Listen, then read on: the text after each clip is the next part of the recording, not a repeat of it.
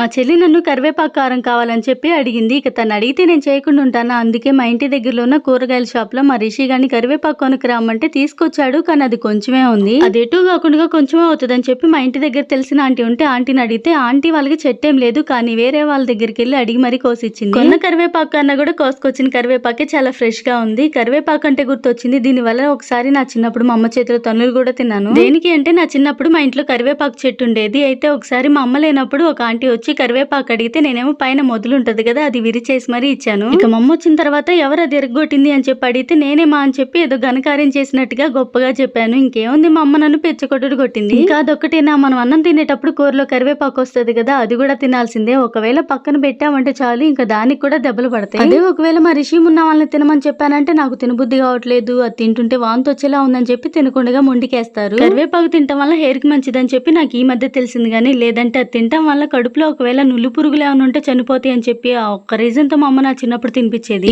మొత్తానికి మా చెల్లి అడిగినట్టే తన కోసం కరివేపాకు కారం అయితే చేశాను. ఇది చేయటం పెద్ద కష్టమేం అనిపించలేదు, చాలా ఈజీగా చేశాను. ఇది చేయటం ఆల్మోస్ట్ అందరికీ వచ్చు కాబట్టి దీని ప్రాసెస్ అయితే ఏం చెప్పలేదు. సర్లే గానీ వీడియో నచ్చితే ఒక లైక్ చేయండి.